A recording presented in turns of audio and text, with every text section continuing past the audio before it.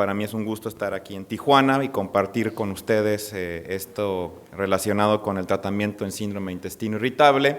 qué hay de avances en el tratamiento. Y bueno, pues en forma primaria debemos de entender que el síndrome de intestino irritable es una entidad multifactorial en términos de su fisiopatología,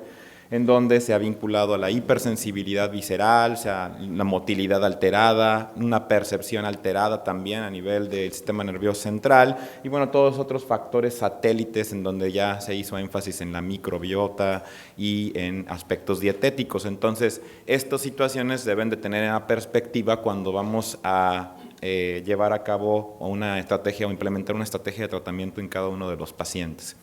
Lo primero que quiero comentar es que, bueno, pues el síndrome de intestino irritable tiene mucha relación con los alimentos.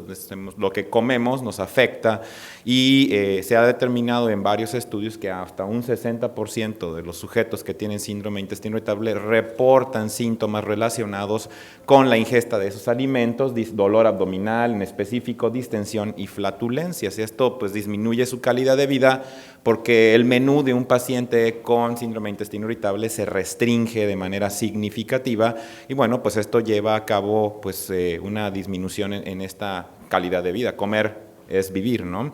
Y por otra parte, bueno, se han puesto en perspectiva aspectos dentro de la dieta como los carbohidratos, algunas fibras, el café, las especias, como desencadenantes propiamente y que alteran la motilidad, la sensibilidad o incluso la microbiota. Nosotros hemos evaluado a pacientes con síndrome de intestino irritable con criterios de Roma 3, mujeres todas, casi en este estudio, en donde, bueno, 100% de los pacientes refieren que tienen síntomas cuando comen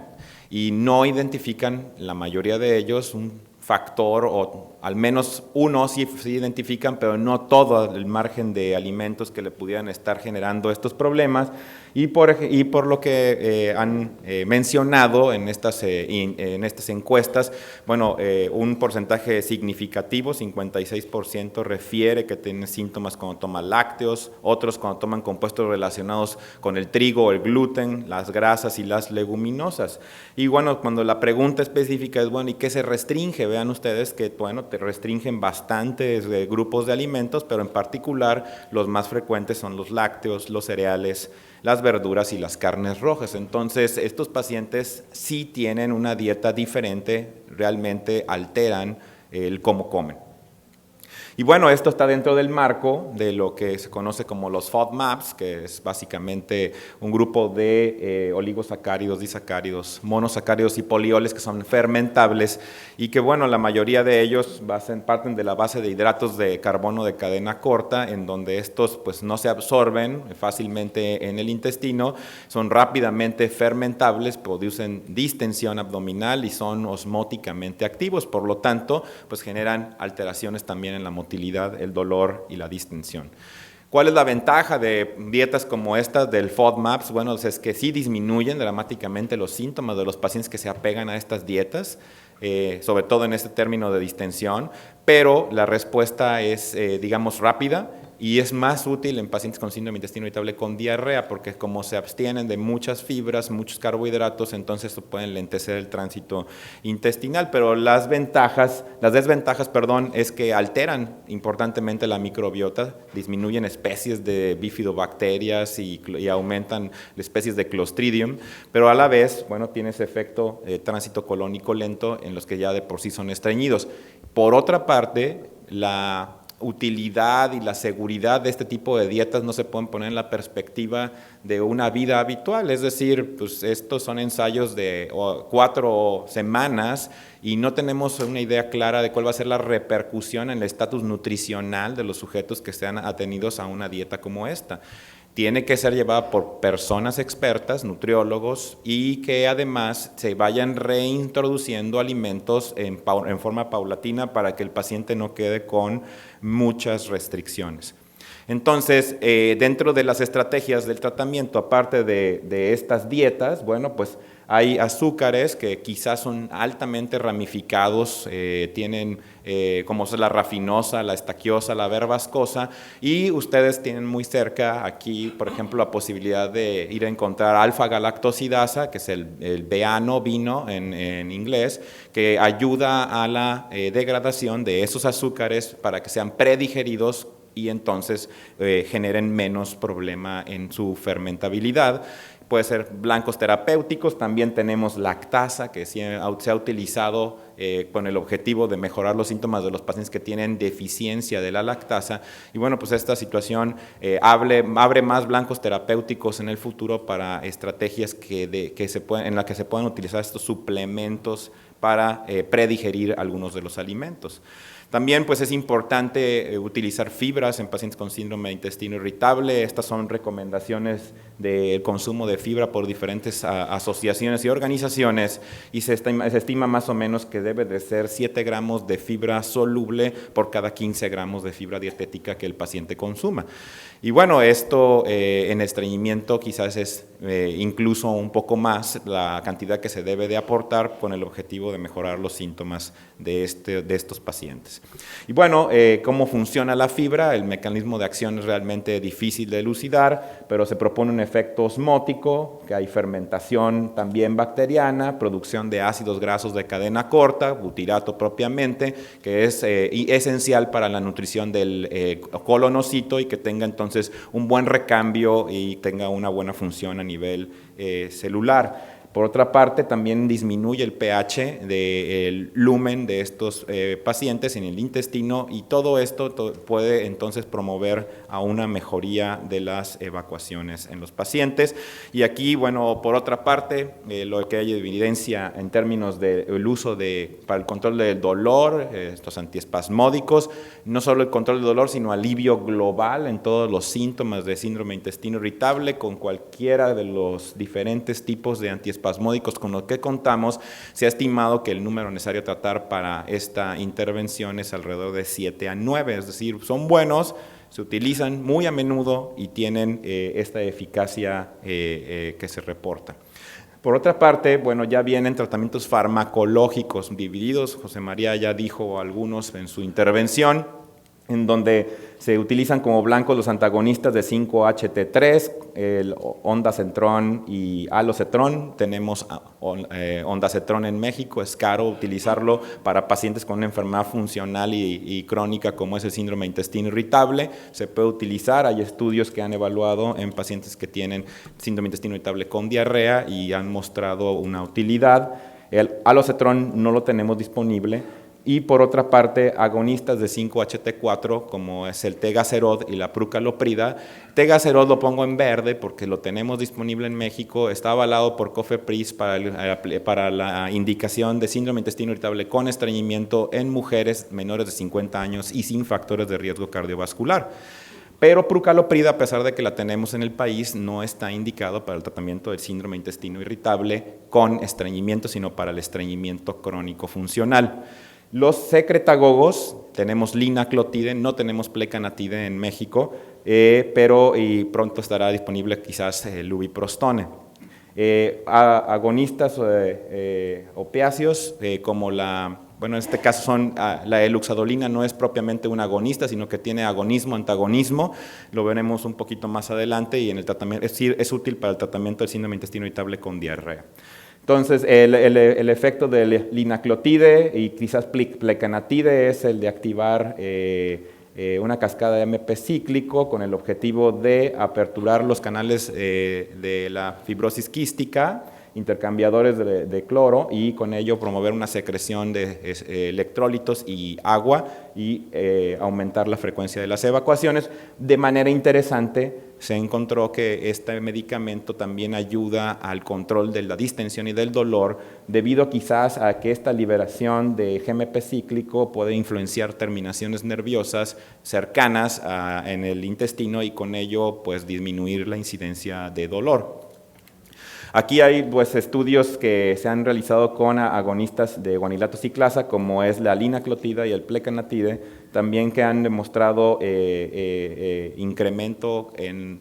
términos o mejoría global en pacientes con síndrome de intestino irritable. Y bueno, aquí se observa que el incremento de las evacuaciones se observa en la primera semana de uso, en tanto que el control del dolor abdominal es alrededor de entre la 8ª semana y hay una disminución porcentual del 47%, así como también para la distensión de igual manera hacia la 8ª semana de tratamiento. Por otra parte, la lubiprostona no es un agonista de guanilato ciclasa, sino que es un análogo sintético de prostaglandinas y lo que tiene como objetivo también es incrementar la secreción de cloro por canales de cloruro y a la vez de sodio y agua, incrementando la frecuencia de las evacuaciones. En este estudio, que es de los iniciales con con lubiprostona, se observa que existe una ganancia alrededor de un 7% sobre placebo en un estudio, en una evaluación de intención a tratar, y también se observó que existe, aparte de incrementar la frecuencia de las evacuaciones, una disminución significativa en los síntomas asociados al síndrome de intestino irritable, distensión, dolor abdominal y severidad del estreñimiento. Entonces, provee de alivio global este fármaco, y de igual manera, bueno, pues se observa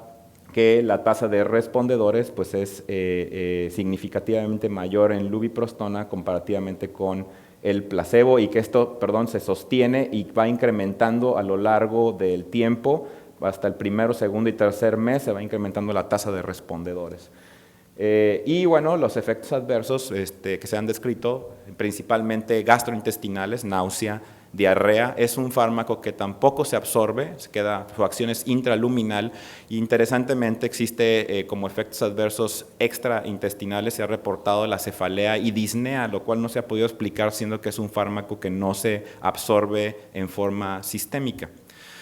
Por otra parte, en síndrome de intestino irritable, también el abordaje del tratamiento antibiótico con el objetivo de tratar la sobrepoblación o el sobrecrecimiento bacteriano, bueno, pues es muy práctico, muy útil, y ha demostrado que, bueno, los estudios que han realizado Marc Pimentel,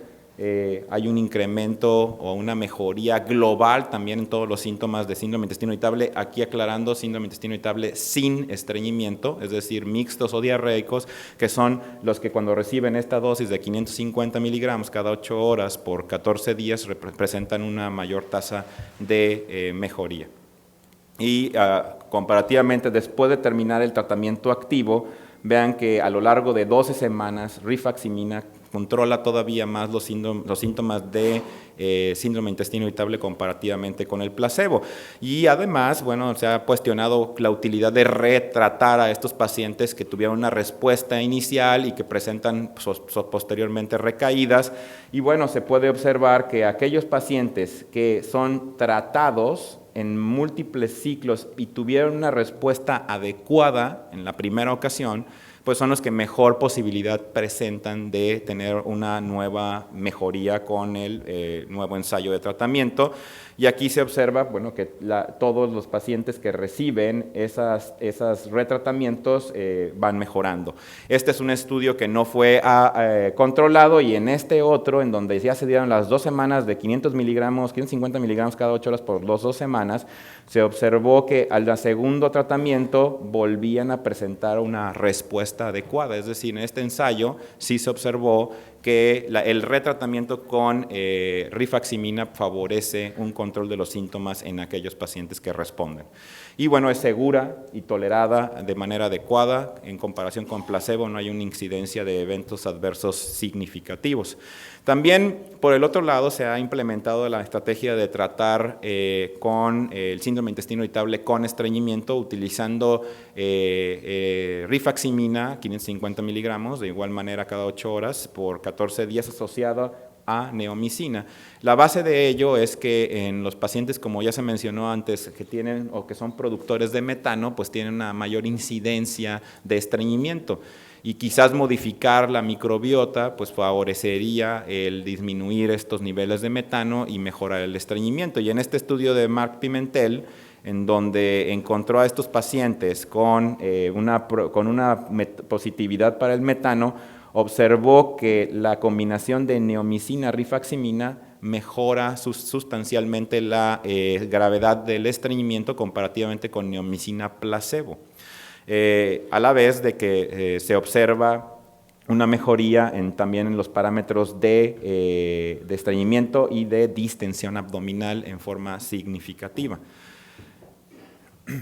Y vean ustedes que en aquellos que sí fueron productores de metano es donde existió una mejor respuesta al tratamiento que se está señalando. Por otra parte, ya se mencionó también en estreñimiento los probióticos. Bueno, estos han tenido hay mucho grado de evidencia que prueba que son benéficos para el tratamiento en el síndrome de intestino irritable, pero de lo que tenemos que llevarnos en consideración es que estos son cepa específicas, es decir, existen cepas que han demostrado en ensayos clínicos controlados que favorecen el control de síntomas, tanto distensión, dolor, incremento de la frecuencia de las evacuaciones, pero no todos los probióticos tienen la evidencia. Por lo tanto, debemos de tener bien documentado qué probiótico vamos a utilizar para poder indicarlo en el contexto adecuado para estos pacientes. Ya nos dijeron de los inhibidores de la reabsorción de sales biliares, en donde entonces se bloquea el transportador para que pase a la circulación iliohepática y el obixibat es el que bloquea esta vía, lo cual entonces favorece a un incremento en el tránsito colónico demostrado con este estudio de la tránsito colónico por gammagrafía, y observen que los pacientes que recibieron a mayor dosis de el obixibat incrementan más rápidamente el tránsito colónico y incrementan también la frecuencia de las evacuaciones espontáneas. Y bueno, lo que no sabemos son los riesgos a largo plazo de este tipo de estrategias debido a que se ha vinculado al incremento de las sales biliares a nivel del colon con el potencial de generar lesiones premalignas. Antidiarreicos en el síndrome de intestino irritable con diarrea, bueno, pues existen, la loperamida sigue siendo útil, es un tratamiento sintomático, pero no aumenta o no mejora el alivio, no provee alivio global en los síntomas de síndrome de intestino irritable. Y estos nuevos blancos terapéuticos, en donde está la eluxadolina, que es un agonista mu y un antagonista delta, en donde tienen el síndrome de intestino irritable con diarrea, pues se observa que los pacientes comparativamente con placebo tienen un decremento en la frecuencia de sus evacuaciones en varios estudios en los que se ha llevado a cabo la implementación, pero también provee de alivio del dolor en pacientes con síndrome de intestino irritable.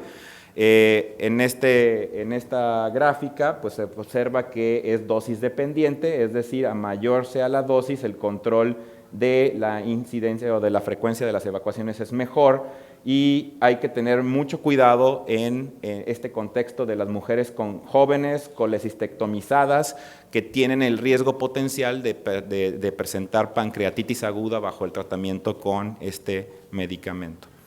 Por último, colestiramina o secuestradores de sales biliares, en este caso son los que también tienen diarrea, el contrario del obixibat, que necesitamos bloquear la absorción para que pasen más sales biliares al colon y estimule la contractilidad. Aquí lo que queremos es evitar que esas sales biliares, ese exceso de sales biliares llegue al colon y estimule la contractilidad. Y bueno, pues tenemos colestiramina, de lo cual pues la tenemos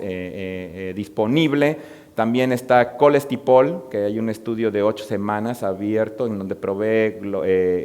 mejoría global, y el colesevalam, de un estudio en donde por 10 días demostró una disminución en la escala de Bristol en los sujetos que tienen síndrome de intestino irritable con diarrea, lo cual entonces pareciera ser una expectativa de tratamiento para este subgrupo de pacientes. Últimas palabras alrededor de la terapia médica. Los antidepresivos, sobre todo los tricíclicos, han demostrado una eficacia, todo el mundo lo hace, y este número era necesario tratarle de envidia a todos los demás tratamientos que se implementan en síndrome de intestino irritable. porque es de los que mejor tienen esa perspectiva en el tratamiento. Para terminar, bueno, es importante que conozcamos el subtipo de paciente que estamos viendo. Una buena relación ayuda en esto. Explicar los objetivos del tratamiento. Es una enfermedad que se atiende, se mejora, pero no se cura. Hay que individualizar la terapia y están nuevos blancos terapéuticos que están por llegar. Muchas gracias.